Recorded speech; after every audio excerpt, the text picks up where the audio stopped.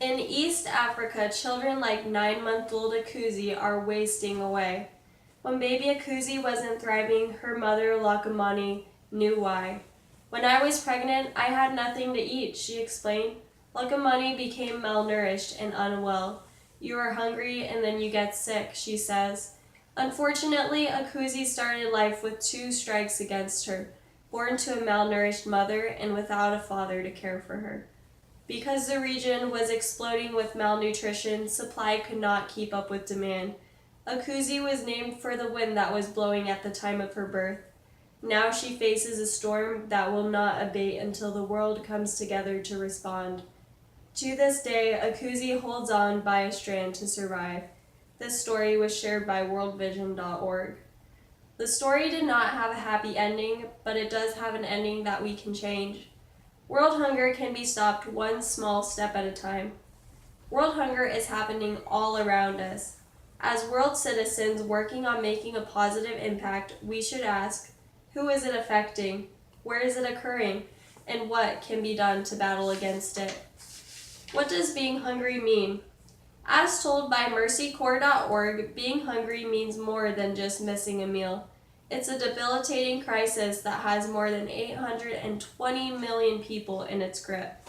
It goes on to say, families who struggle with chronic hunger and malnutrition consistently go without the nutrients their minds and bodies need, which then prevents them from being able to go to work, go to school, or to improve their lives. It's a dominoes effect for the worse. People suffering from chronic hunger are plagued with recurring illness, developmental disabilities, and low productivity. They are often forced to use all their limited physical and financial resources just to put food on the table. It would be difficult to go on like that, but people who are hungry fight for their health daily. But what caused such widespread hunger to exist in the first place? WFP.org produced studies describing it's not just weather and harvest patterns that lead to hunger. War and conflict are also among the leading destroyers of food security. In South Sudan, civil war has led to mass displacement and abandoned fields. The resulting crop failure, combined with a soaring inflation rate that puts imported food out of reach, has left 3.5 million people hungry. Similarly, Yemen's ongoing conflict has led to nearly 18 million people facing hunger, over 65% of that population. In addition to that, the highest number of malnourished people, 520 million, live in Asia and in the Pacific, in countries like Indonesia and the Philippines. Among those who are hungry, climate change plays a significant role.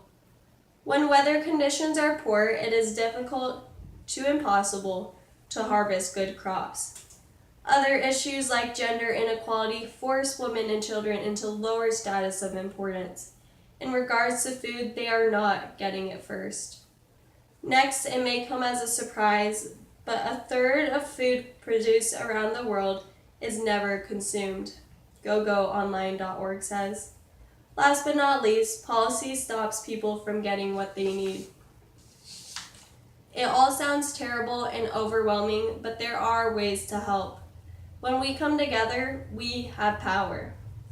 What does a world without hunger look like?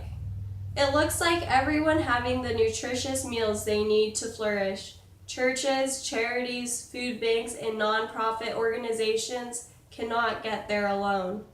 Government programs and policies play an important role too, bread.org describes. School feeding programs can prevent hunger, increase school enrollment, reduce absenteeism, and improve learning outcomes. People would be able to go to work not only to put food on their table, but to have money left over to live comfortably as well. Good nutrition can allow people to be able to live and love for many more years than they would have otherwise. Mother Teresa once said an inspiring quote that holds true for each of us. It says, if you can't feed 100, then just feed one. There are people out there struggling each day to survive because of hunger. It's debilitating, it's heartbreaking, and ultimately, it's life-threatening. It's not just something that's talked about on the news or said as a push to clear your plate. It's real and it's affecting a vast number of people. It doesn't take a huge donation or a lifetime commitment to help solve this problem. It takes small steps. Moving forward, we as world citizens could help others to have an ending that is far from tragic.